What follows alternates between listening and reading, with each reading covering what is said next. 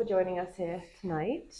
We are here with the lovely Jeff Lowe, who has made these two sculptures in our exhibition, as well as some others that are over there on the bookshelf, in our exhibition Portals. I'll give a brief introduction to Jeff, a very short biography that misses out the middle, because I'm hoping that we will fill in the gaps as we go through our conversation. So Jeff rose to prominence as a sculptor when he was still at the age of 21 and studying at Central St. Martin's, is that correct? And you studied notably under Anthony Caro, which I think we'll probably touch on because I know he's quite a big influence in your work. And in 2017, his work changed as when he moved to Limeworks in Faversham, Kent. And these two works that we have in the room in particular reflect that change in your work from then onwards. They became more curvilinear and incorporated more color. So I'm really excited to touch on those two elements, especially tonight. But I'll start with a very broad first question, which is, why do you make sculpture? Wow. I made my first sculpture. Wow. Well, I wouldn't say that I was a sort of talented kid, drawing and making things. I made things, but they were more models and objects and things. So I remember being put forward for an O-level in art, in sculpture. Mm-hmm. And part of that was to make a crowd scene, okay, in clay, and the other was a bird's nest. Okay. And I really enjoyed making them. Mm-hmm. But what I also enjoyed, because I cast them into plaster. Mm. So the process of changing the thing from one material to another almost interested me as much as the thing that I made. Yeah. So that's probably what I would say is the more abstract or material invention kind of thing. Mm-hmm. I was still very much a figurative artist in those days, and my sort of heroes were, I had one book really, which was The Concise History of Modern Sculpture. And I basically went through the whole book, kind of copying whoever was in there. That's amazing. But Henry Moore was a sort of, I really recognized the quality in his work. And then I basically decided from that point, literally from 15, after having made these two sculptures, I decided, that's it, that's what I'm going to do. I'm going to be a sculptor. Mm-hmm. And at that time, I played the guitar. And I was serious about playing the guitar. We had a band and all this sort of stuff. Yeah. And I thought, I can't do them both. So I gave up playing the guitar. Interesting. At 15 in order to focus on making sculpture. Yeah. And at my school, which was a local comprehensive, I didn't have, at one point the art teacher left and I didn't have an art teacher. Yeah. So I was then, after 15, I was then doing my A levels. Yeah. And I'd actually, by that point, already applied to art school, but they wouldn't take me until I was 17. Right.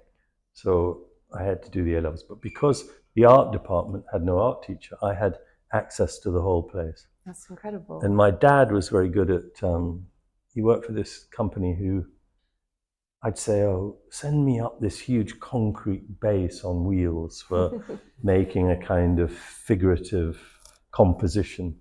So things would arrive at the school. And I think even at 15 or 16, I considered myself to be a professional artist. Yeah. My enthusiasm was just incredible. That was all I cared about. Yeah.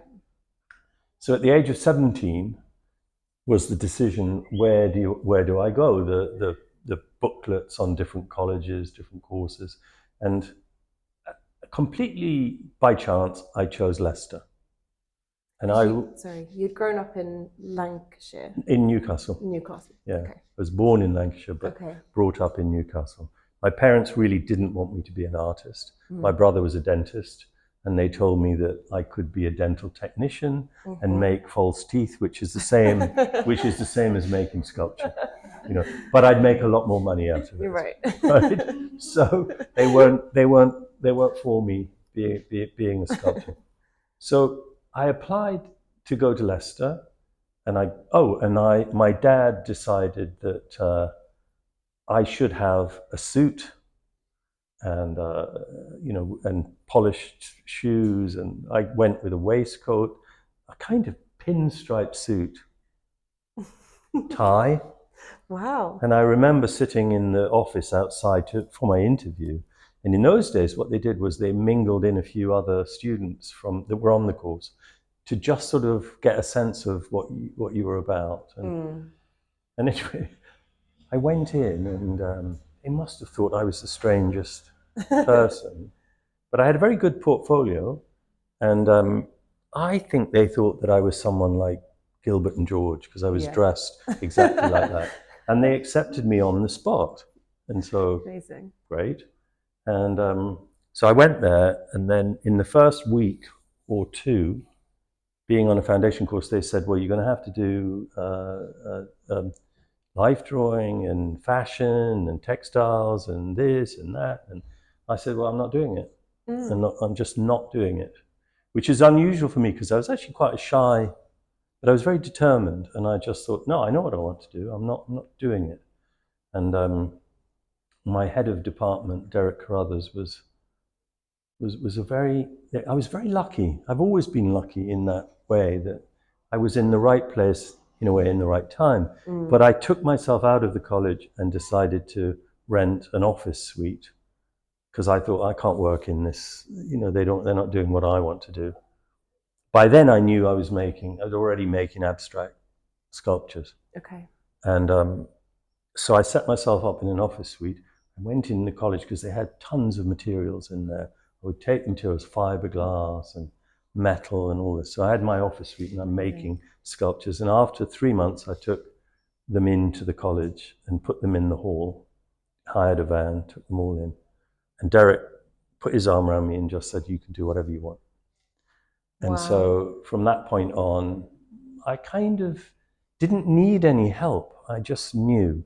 And by the end of the course, I was already making sculptures in a really quite professional way. I mean, steel and welded steel, galvanized. And one of the sculptures was bought, this was at 18, 17. One of the sculptures was bought by the Laying Art Gallery. That was my final foundation course. And then Gerard Hemsworth, who was at Leicester, was teaching at Leicester, who had worked with Philip King and made a lot of the fiberglass sculptures of the 60s, Bill Tucker, knew these people, and he was very supportive of what I was doing. So he invited Anthony Caro to come, and separately Bill Tucker. And actually, in response to the Anthony Caro thing, I was much more interested in Bill Tucker than I was in Anthony Caro. Because in Tucker, there was a different kind of intellect, a different kind of questioning that I liked. Yeah. Anyway, they both came and they said, you have to come to St. Martin's. Yeah. So I didn't want to go to London particularly, but I said, okay, I'll come to London. So I went to London and started at St. Martin's, which I've told the story before, but I entered a course that was completely different from what I'd expected. It was called The Locked Room. So there's been a lot of coverage of film and a book about it. And The Locked Room was a project where you weren't allowed to talk for 6 months, and you weren't allowed, in a sense, you weren't allowed to make anything creative. You were. They didn't call it questioning; they called it interrogation. Okay. And the guys would the tutors would come with a bag on their head with the eyes cut out and scream at you. And I won't go into too much detail because I've done it, I've said it, I've talked about it before, but it was a very extreme course which lasted a year. And at the end of the year, I just thought that, you know, it's not what I want to do. And we were given the option at the end of that year to be either a conceptual artist or a maker, essentially. I chose to be a maker, and really kind of continued from where I'd left off. Yeah. So I wouldn't say the year was wasted, but it was not what I wanted to do. Yeah. So I moved back into making in a very kind of, you know, enthusiastic and full-on kind ambitious of way. Yeah.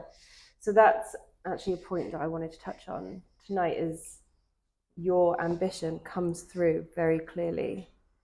And in some other interviews that I have watched of you've stated that you want to develop the language of sculpture and you want to push it forward. And figurative sculpture wasn't enough for you when you were younger. And you've talked briefly to me, but also in this interview, about how you want your eye to drive. You want your eye to drive the language of sculpture, not your mind. So I just wondered if you could talk a little bit more about that determination of seeking to let your eye drive rather than your mind.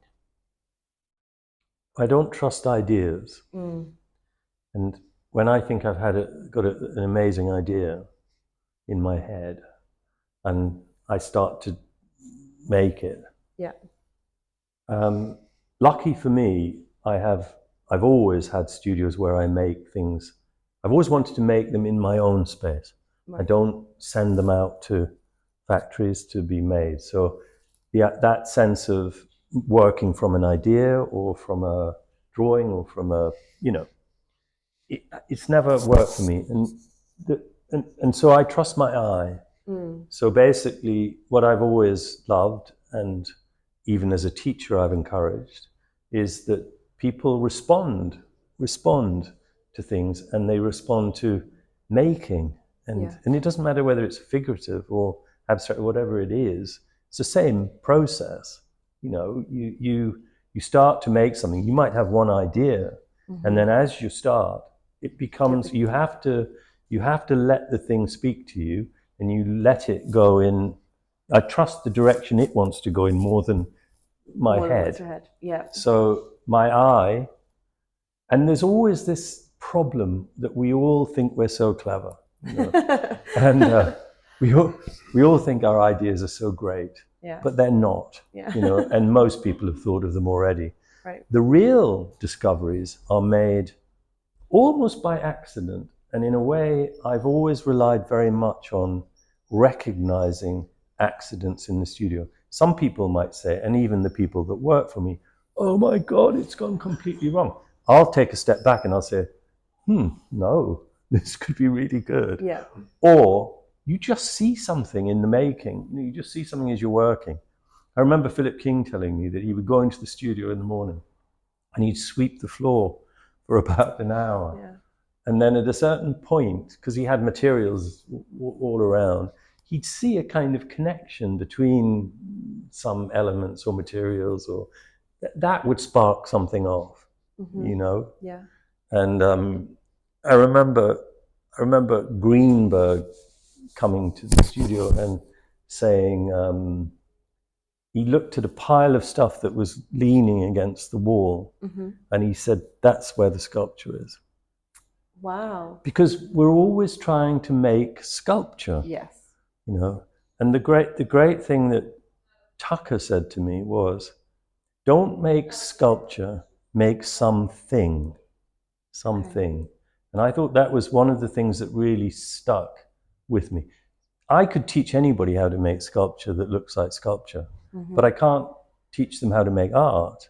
That's for them. Yeah. But as a sort of starting point as a teacher, I can show them a direction, a way of, you know, there are little things that you learn, there are little things that you could you learn that you can teach people to get you to the point. Because in art school, what you're trying to do is you're trying to get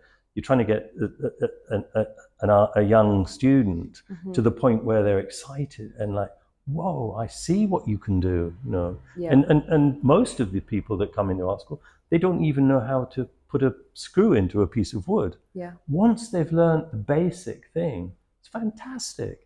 It's suddenly something happens and it's like, whoa, I'm off. You know, I'm off now on this sort of direction. Yeah. And the problem we have nowadays is that that's much more difficult in art schools. Yes. So I'm going off on a tangent. I love that because actually I know how much you love teaching because you've talked about it quite a lot. And one of my other questions is, you know, we've talked a little bit about how you love to see this passion in people when you show them a new material and they just run with it. But what advice would you give to young artists or young emerging artists today? Wow. It's very difficult because I'm trying to think what advice I was given. You know, I think if you're really determined, you kind of almost don't need advice. You just know, you know. I mean, you might make a few mistakes, but that's not a bad thing. You know. So when I used to teach, I actually preferred teaching students as a sort of part teacher, part technician. I like to show students how to do things. Rather than, you know, at a certain point I became the teacher who goes around and you do crits, you know, and you spend 20 minutes talking to this. And I found it that after about 5 minutes, what am I going to say, you know, to this person? And I remember Tucker coming round. I mean, I really hardly ever spoke to my tutors at college. And I do remember Tucker coming around, and he did say a few things to me over the years that stuck. And he'd go around once and he said, turn it on its side. And then he walked off. And I thought, but then later he said to me, he said, the one thing I love about your sculpture is that you can't turn it on its side. Because at St. Martin's at the time was the tradition of metal sculpture, scrap metal. Caro had a big influence, but there were lots of other teachers there. We probably had more part-time teachers in those days than ever since. I mean, on a Thursday, we had Tony Caro, Philip King, Bill Tucker, David Annesley, Mike Bolus, Barry Flanagan. You know, it was like probably 10 people came in to look at your work. It's incredible. And you learned about you're desperate to say something. It's like, you know, I want to say something. But you've got 10 of these people that are like amazing artists that are talking about your work or other people's work. And so you're learning, you're picking it up, and you're kind of learning how to see things in a way and how to talk about things. And so that was a very important part of my being at St. Martin's. I remember Tony Caro coming to one of the crits, one of the very early crits, and I had made a sculpture that looked like a steel rack, pieces of steel and wood, and then at one side there was a fiberglass thing that looked like a signpost or something. And he came in and he said, "You don't need that. You don't need that." And he started taking bits off it. And I said, "What?" And it was a bit more abusive than I just said, "What do you know about sculpture?" And I was like pompous, really. But I said, "What do you know?" I said, "You don't know anything." Right. But afterwards he came up and he said, "It was very good." He said, "You stood up to me very well." And I thought, okay, so, you know, I knew what I wanted to do.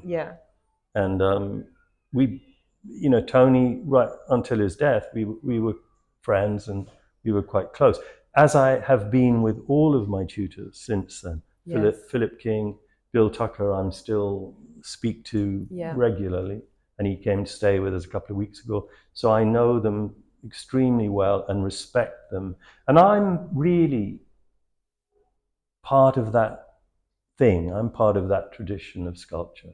Right. But I don't think it's just that tradition of sculpture.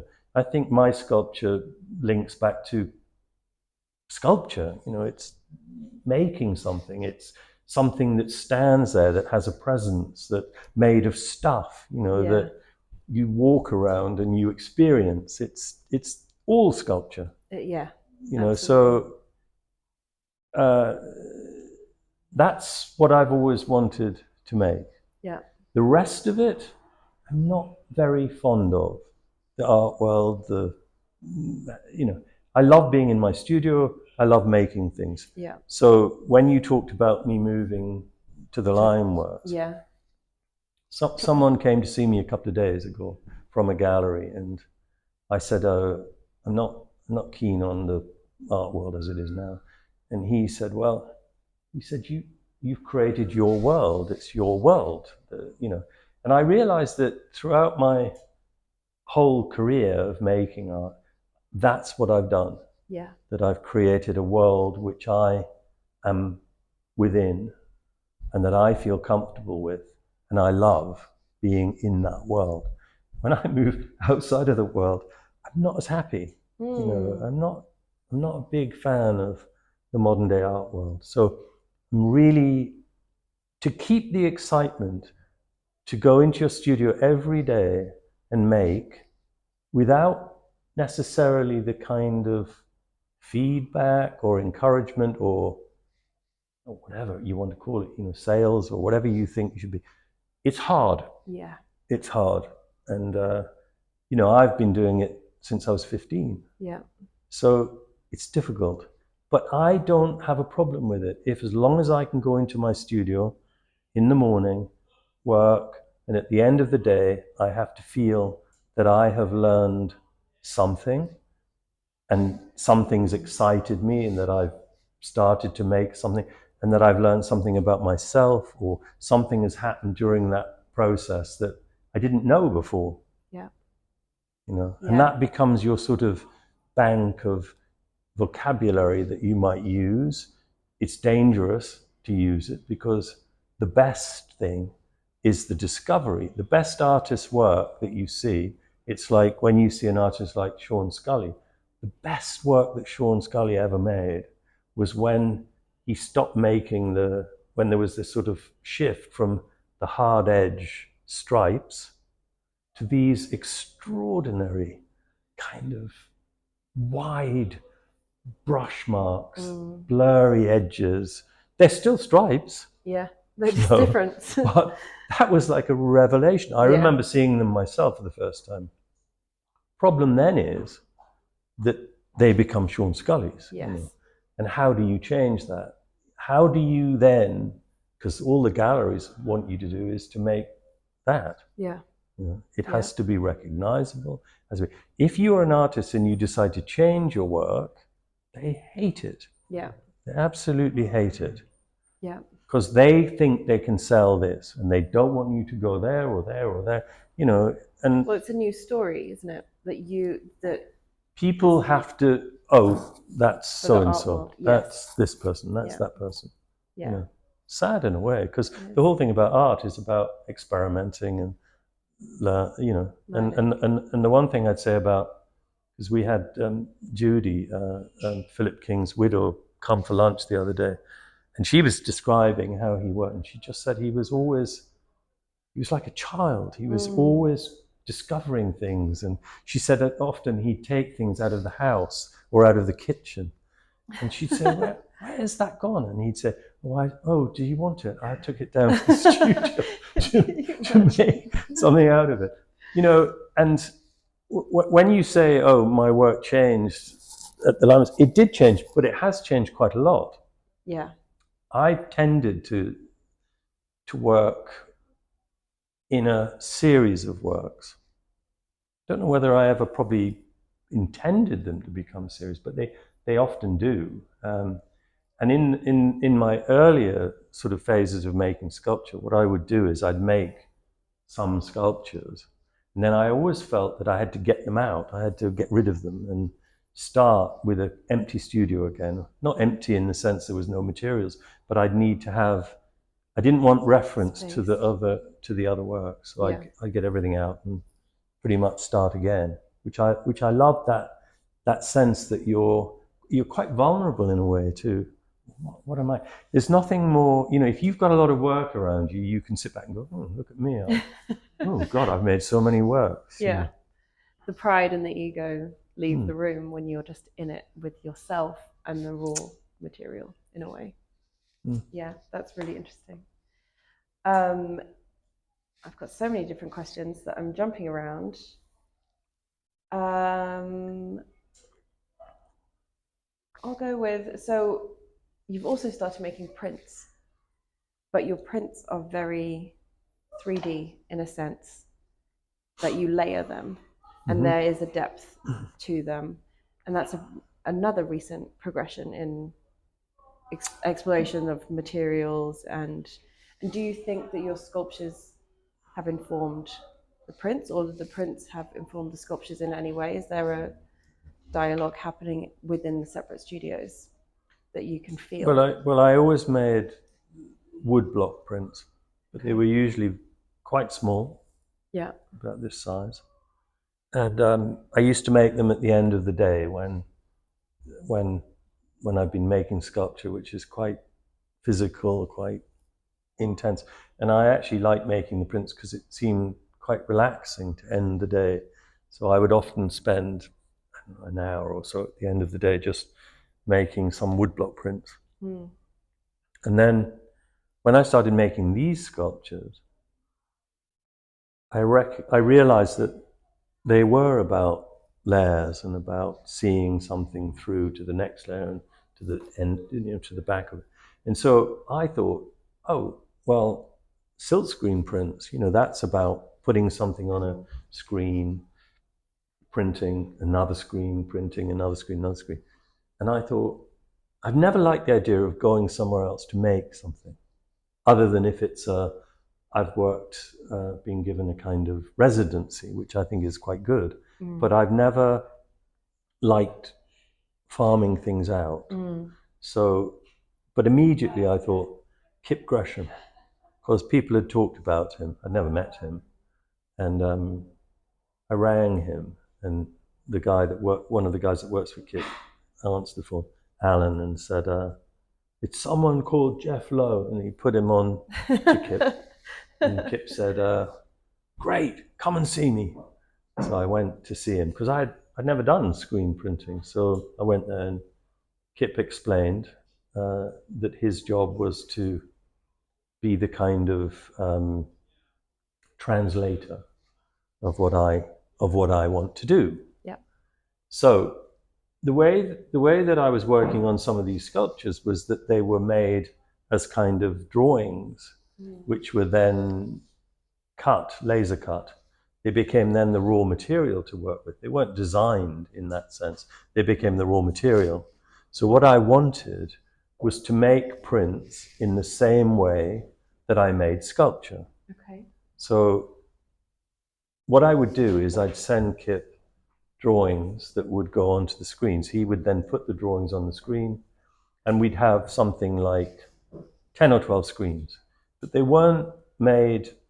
Some artists go there and they'll say, oh, I've got this, I want to make this, like a watercolor into a print or What I wanted to do was to make prints in the same way that I make sculpture, so that you start with a layer, another layer, another layer. The way that silkscreen printing works, which was interesting, is that we'd put so many sheets through with one image, so many sheets through with another image, and they would all stack up in the racks. Then they would come out, and then we'd start with another screen. We'd put that one on. And for the first couple of days, or the first day really, we'd be just kind of almost randomly layering things, putting things on in different configurations. And usually by the third day, we'd have 30 or 40 prints that I'd be looking at and thinking, it needs this or it needs that. So then it would start to get more defined.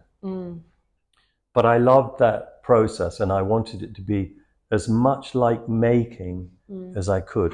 It was almost as if these layers, these shapes, were material, sheets of material that I could put on a piece of paper. Yeah. And so that, I would never have done prints just for the sake of making prints. Mm-hmm. I made them because I thought they might be useful for the sculpture. Okay. Now, in the early stages of the prints, I think the sculptures were definitely informing the prints. But I've been working with Kit now for 5 years, going regularly. And so now what I found is that the prints are informing the sculptures, not necessarily immediately, but they sort of, they go in your head, and you start making a sculpture. And they, like now at the moment, I'm working on things which are much more like, they're much more like the prints in the sense that they're flatter. Yeah. It's like literally one layer behind another. Whereas in the early stages of these sculptures, they were circular.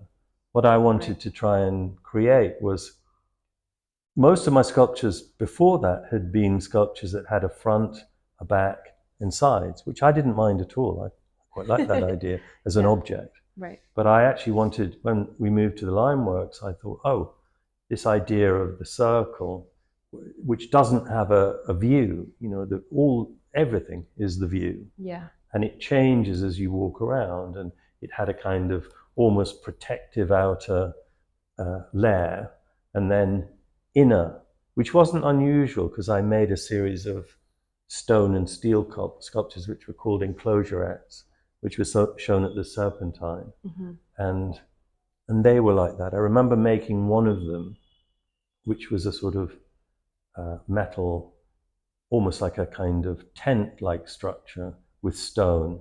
Now I looked at it for ages, and then I thought, what it needs is, and I drew a line on the floor in chalk. And I thought, that's what it needs. So I made a metal circle. Yeah.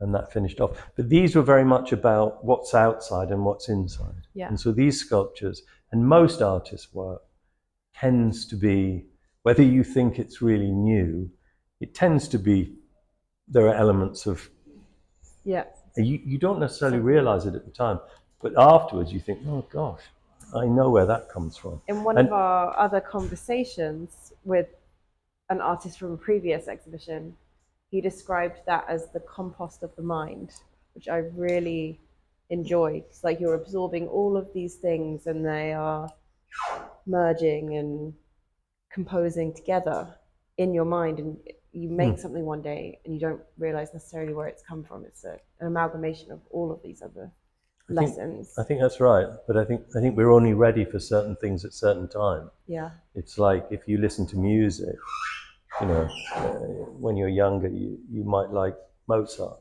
but you might not like Beethoven. Mm-hmm. But as you get older, the music hasn't changed, but you have changed. So you suddenly, and also certain things become relevant at different times because you're ready for it. Yeah. And that's the interesting thing. Yeah. You're actually ready to deal with it. Yeah. Go ahead. No, you go ahead. Well, on that note, I have another question that kind of relates back to the AGBI and what we do and why we do it. So this exhibition we called Portals because your work has these layers and you can look through. And for me, when I saw the work for the first time, it took me back to my childhood experience. I really wanted to just get in there, and it takes down, it makes you realize the barriers that you're presented with in the art world. You're not supposed to touch things, but I really wanted to touch them. I wanted to get inside and see through these different portals.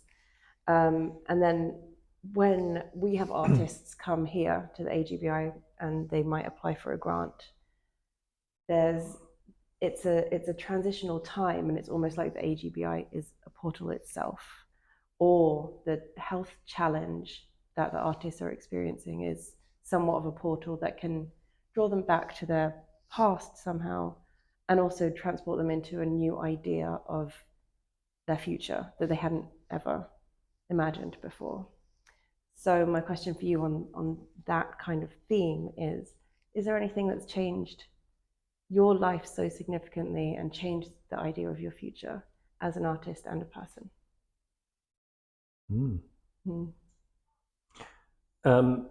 Things that have changed, yes. I mean, I do think that well, firstly, marrying Monica Lovely. was probably one of the most significant things in my life. She is lovely. Monica persuaded me to buy the Limeworks, which I didn't really want to do, because I was very set in my London studio and everything. Monica said, "You have to buy this because it's an artist's building. Yes. Looks like a sculpture." And she was right. So I think probably moving out of London to Kent, might have been the same in other places, but just certainly moving away from London, having space outside, being able to work outside, having the connection with the outside and nature, being able to put my sculptures outside. And the interesting thing now is I'm really excited that the weather's getting better. Yeah. Because I love making things outside. I feel slightly claustrophobic now when I work in a studio. Interesting. Whereas in London, the studio, warehouse studio, was what we did. Yeah. But I love, my studio has huge doors to courtyards outside, and I love taking the stuff outside and working out there. It just seems to breathe. And then what I like also is having space that I can actually put my sculptures outside. Yeah. I get why Henry Moore loved it so much. And you have your little tribute, almost I tribute. have my hill that I built. Your hill. Yes. Which is just incredible and such dedication. Yes. Well, I remember I showed at an exhibition at Battersea Park in, I think it was probably about, it was 77, because it was the Queen's Silver Jubilee. Henry Moore had a sculpture on, well, it was elevated. He loved sculpture. I met him in, I lived in Greenwich for a while, and I met him in Greenwich when he was putting his sculpture in Greenwich Park. Yeah. Met him a couple of times, but I remember that very well. And I remember he was so good at choosing where to put sculptures. So yes, my guy spent, probably took, 6 months to make the hill. So we had a JCB and trying to shape it. Yeah. It's quite hard to get the shape right, for the hill. And then I made a sculpture that looks almost like a reclining figure. Not sure if many people would know it or notice it. We have They might. Oh, you have the small version of it. Up there, which I love. Exactly. Yeah. Anyway, it went on there, and I realized then that actually, although it's a big sculpture, but it looks so small. Yes. On that hill. It looks so small. And so there you get this idea, because in a studio in London, it would look enormous. Yeah. But outside, that's a different challenge, And in a way, that interests me, that idea that, the idea of making sculpture that works outside. Yeah. I find quite interesting. I'm going to touch on one more thing, and then I think we've probably already gone over time, but I'm enjoying chatting with you so much. We will open the floor to some more questions as well. But this is aluminium, correct? Yes. And we get a lot of people ask what this is because it doesn't look like aluminium. Oh. So that's a question on color, I suppose, and treatment. I know you've done some work with patinas, and now you're using paint to cover the surface so that you're not seeing that metal necessarily come through. Well, I'm sort of, when we were students and after that, because Caro had virtually cornered the market in colour. Yeah. Painted sculpture. We were always it was kind of like, oh, I can't really do that. Yeah. But you can do whatever you want. Why not? Yeah. But there are sculptures that don't need colour, and there are sculptures that benefit. I guess I started using the colour as a kind of inside outside. So in this sculpture it's very simple. It's just two colours, but the colour from the inside you see on the edge. So it gives you a sense of something of the thickness of the material and the edge of the shape.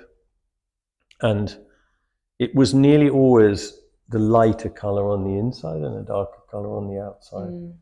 And it was just really to draw attention to the difference. And as the sculptures have developed, sometimes different elements, there might be 4 or 5 colours in a piece. So those elements.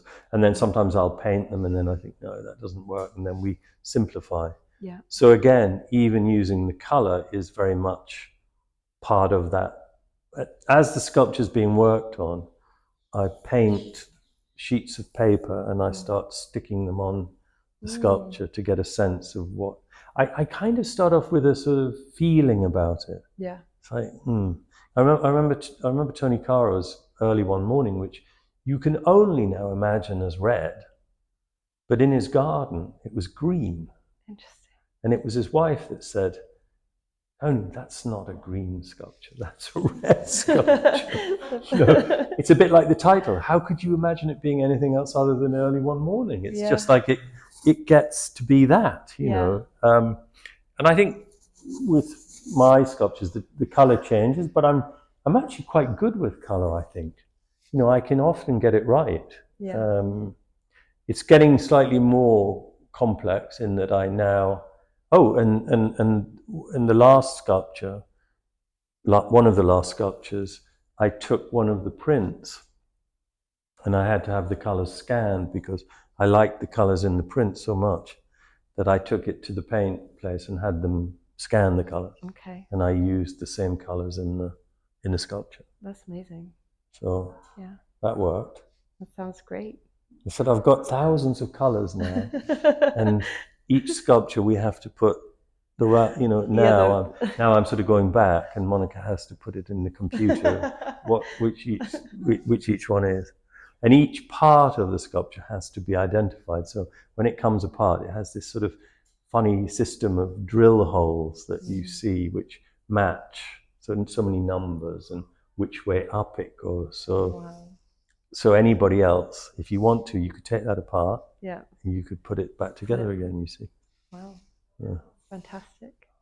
Well, I'm gonna stop asking questions and say thank you for answering my questions and open it up to the floor. Does anyone else have any other questions for Jeff?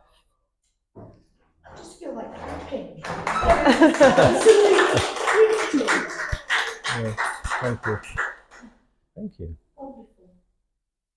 I have all sorts of stupid sculpturing questions, which nearly got answered. I was looking at Cara about 2 fuses ago, which had been recently repainted, and I got rather fond of it.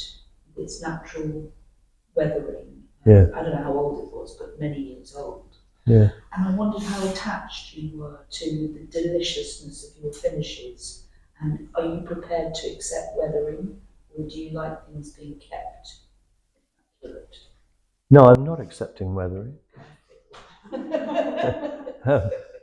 Actually, it depends. It depends on the sculpture. It depends on some of these sculptures I leave as aluminium. Some sculptures are okay like that. So I also make sculptures in Corten steel, which is a material which rusts to a certain point, and then it stops rusting. And it has this very beautiful orange patina. I like that. I think I've always been quite precious about what I make is what it should be. And so if it gets damaged or worn or whatever, no, it has to look like the way I intended it to be. I think the Caros are probably like that. I went up to his studio to see his son and grandson a little while ago, and there were some of the sculptures in there that had probably recently been sprayed. They looked fantastic. They looked like they were made yesterday, not just in terms of the finish, but in terms of the fact that an artist that made these things in the 1960s, that they could look so contemporary. That's what I found extraordinary. That the test of time, which can either be fairly, rough on an artist's work or the other way around, but in his case, no, they look fantastic. But in a way, what I like about them and what I would like more in my work comes back to that Clement Greenberg thing of those things that are leaning against the wall are better than that. Because in that, you're trying to make sculpture. In that, it's doing a similar thing, but it's just happening, And so, if I could make sculpture that is more direct, I probably quite like that. That's next. Yeah, it's a difficult thing. It's a difficult thing to do. Artists spend their life, if you're an artist, what you want to do is you want to absorb everything from the past and hope that you've got it in you to push it a little further on. But the problem with that is that sometimes you've absorbed all this stuff and you get too trapped in that you can't push it forward. Yeah. It's a danger. Of course I can. I have a permanent photo album of useful images in my head, and one of them is what's his name across my head? Mobile Man, Calder, yeah. Standing at a table in a studio, just surrounded by stuff, and you know that he's playing. He's just playing with stuff.